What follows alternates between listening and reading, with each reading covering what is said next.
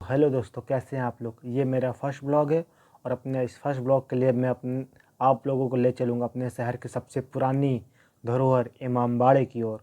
तो वीडियो कैसा लगा कमेंट बॉक्स में बताइएगा। वीडियो अच्छा लगे लाइक भी करिएगा और अगर चैनल पर नए हैं तो सब्सक्राइब भी ज़रूर करिएगा। Thank you.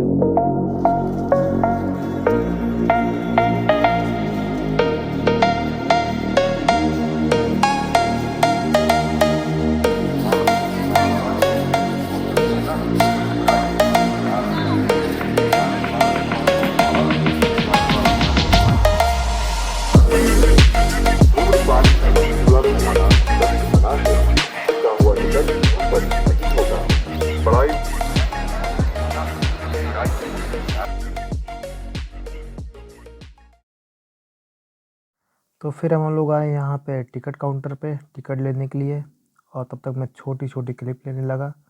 कैसा दिख रहा है देखिए, जैसे आप लोग देख ही रहे हैं छोटी छोटी क्लिपें और इसकी खूबसूरती देखते ही बन रही थी।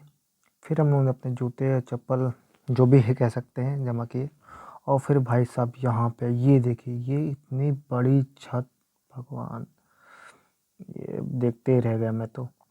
फिर आगे देखा, अब यहाँ मुझे कुछ आगे समझ में नहीं आया। फिर मैं हम लोग ऊपर आए गाइड की मदद से और देखिए छत, यहाँ लोग टहल रहे थे, सेल्फी ले रहे थे और ये देखिए कुछ लोग ऊपर भी चढ़े बैठे हुए हैं। उसके बाद हम लोग आए सुरंग में, जहाँ से आगे कहानी अब स्टार्ट होगी। सारी पत्तियों से बना हुआ है छत और ये पूरा और जैसे ही घुसे हैं तो पब्लिक इतनी चिल्पों भाई दिमाग फट गया। और घुसते ही ये मिली ये सुरंग। ये वही सुरंग है जहाँ से बहुत सारे शहरों के लिए रास्ते गए हुए हैं, जो कि अब ये बंद की जा चुकी हैं।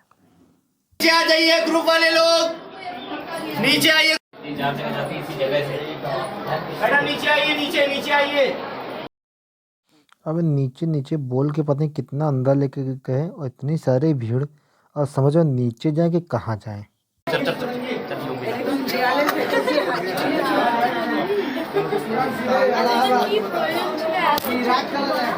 अब सुरंग के बीच से निकलते हम लोग पहुँचे आगे, जहाँ हम लोग को गाइड भैया लेके जा रहे थे, जिसके लिए ये भूल भुलैया मशहूर है, जिसके ऊपर कहावत बनी है कि दीवारों के भी कान होते हैं।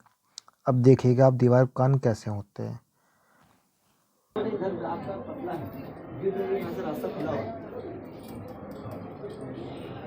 हम लोग एकदम खामोश रहेंगे और सुनेंगे।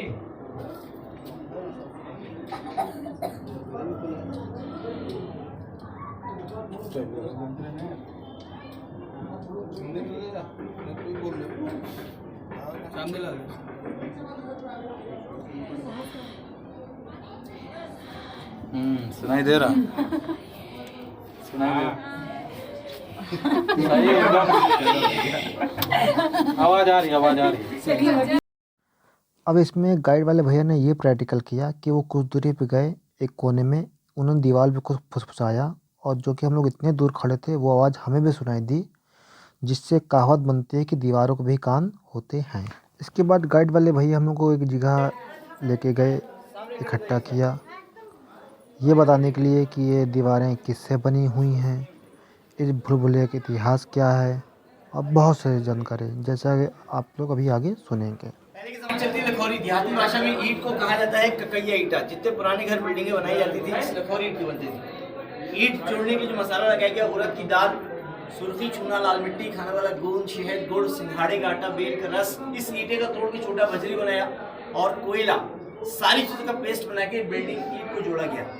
उस जमाने में अकाल पड़ा, गरीबों को रोजगार देने के लिए नवाबों ने इमामबाड़ा बनवाया। जब बनवा रहे थे तो रात में गिराते थे, दिन में बनाते थे। जिनको काम करने में शर्म आती थी रात के अंधेरे में दीवार गिराते थे, जो लोग काम करना चाहते थे दिन के उजाले में दीवार बनाते थे। नवाबों ने जितना गिराने का दिया पैसा उतना ही बनाने का, ताकि रोजगार मिले, अकाल खत्म हो जाए। आसफुद्दौला के जरिए से 22,000 जनता को काम मिलने लगा, तो लोगों ने नारा लगाया, जिसको नारे मौला उसको देगा नवाब आसफुद्दौला। तो आसफुद्दौला ने कहा नहीं देगा मौला, आसफुद्दौला कहाँ देगा, मौला देगा तब कोई इंसान दे सकता है। 3 साल के बाद अकाल खत्म हो गया। नवाब साहब ने कहा लिहाजा गिराने जब इसको मुकम्मल तैयार किया जाए। तो इसको बनाने में लगे 11 साल। अगर आप 3 साल गिराने बनाने के निकालिए तो 8 साल में ये बन के तैयार हुआ। उस जमाने की लागत जो लगभग इसकी बताई जाती है 1784 में 1 करोड़ रुपए लगी थी। नवाबों का जो मकसद बनाने का था वो मकसद आज इस भूलभुलैया की बदौलत पूरा हो रहा है। यानी रोजगार देने के लिए इतना बड़ा इमामबाड़ा बनवाया, आज इस भूलभुलैया की बदौलत अब कितने लोगों की रोजी जुड़ी हुई है और जब तक ये भूलभुलैया रहेगी काफी लोगों को रोजगार मिलता रहे। यानी उनका मकसद था वो आज से देखिए पूरा हो रहा है, काफी लोगों को रोजगार मिल रहा है। दीवारों में कहा आवाज आपने सुनी, ये दीवारें खोखली हैं, इसकी वजह से आवाज जाती है। और दूसरा रीजन है घर की छत पे लाउड स्पीकर लगाइए, जिधर तेजी में हवा जाती है उसकी आवाज दूर तक जाती है। सासू की जो आवाज थी वो हवा की बेस से गैलरी में धीमे धीमे राउंड करके जा रही थी।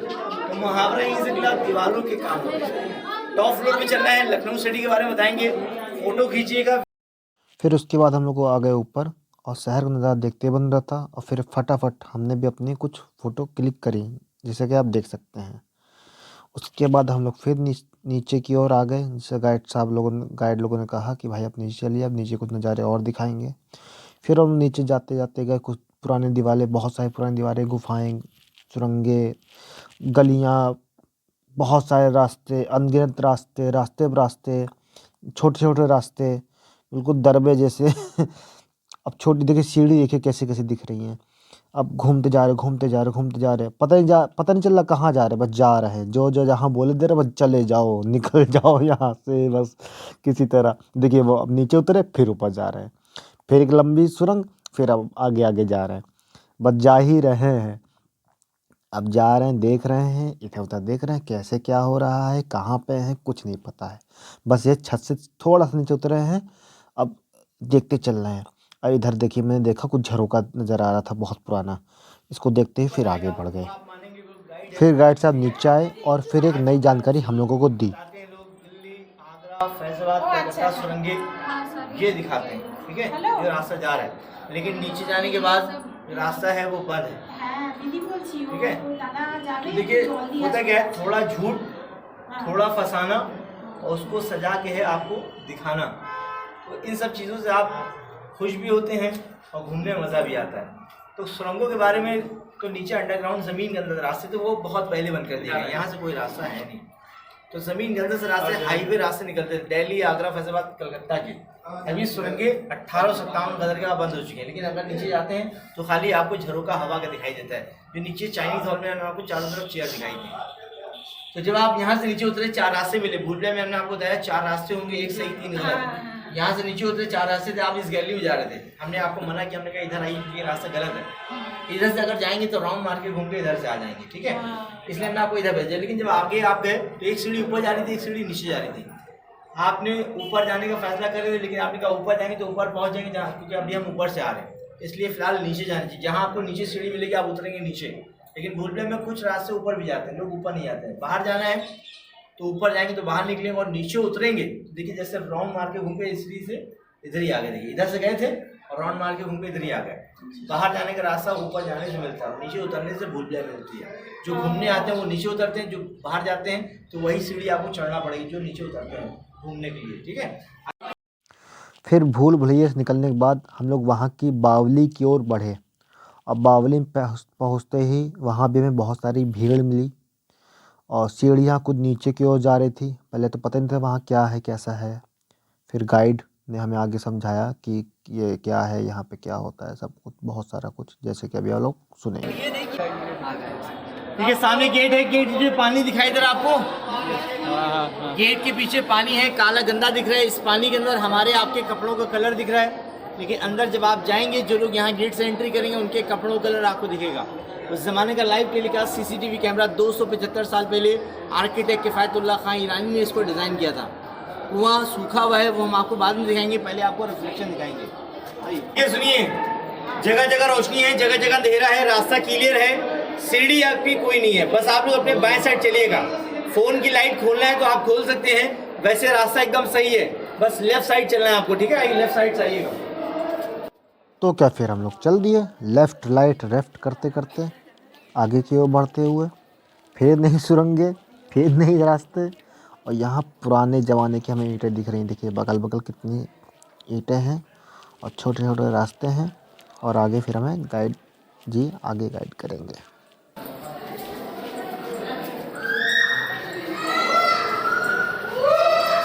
काम कर रहे हैं, नीचे डाउन होइए, बैठिए। ऊपर देखिए स्टेप सीढ़ी नजर आ रही है। अंग्रेज वर्दी लाल नवाब वर्दी काली, मारते कैसे थे? पानी में नहीं मारते, सीढ़ियों पे निशाना मारते थे। ना प्लग लगाना, ना ही चैनल चेंज करना, बिना इलेक्ट्रिक का। हाँ मैडम सामने देखिए, आने वाले के कपड़ों का कलर पानी में दिख रहा है आपको। नीचे डाउन होइए, बैठिए, बैठ जाइए। बैठने के बाद देखिए ऊपर स्टेप सीढ़ी नजर आ रही है। हमारे आप जब नीचे उतर गए तो साइड से घूम गए, जो बंदा बैठा है सीढ़ियों पे वो आपको नहीं देख रहा है। आप हमको यहाँ से मार सकते हैं, अपना प्लग। अब इस बावली के बारे में बताते हैं। ये बावली खास तौर पे गोमती नदी से जुड़ी है, जिसमें पानी से केवल 2 मंजिले ही ऊपर का है भाग और बाकी का शेष तल पानी के नीचे साल भर डूबा रहता है। शाही बावली से बहुत सारी सुरंगें निकलती हैं जो कि अलग अलग राज्यों में जाती हैं। खजाने की कहानी सुनाते हुए गाइड ने हमें यह भी बताया कि जब अंग्रेज नवाब आसिफउद्दौला का खजाना लूटने आए तो उनके वफादार मुनीम खजाने की चाबी और नक्शा लेकर इसी बावली में कूद गए थे।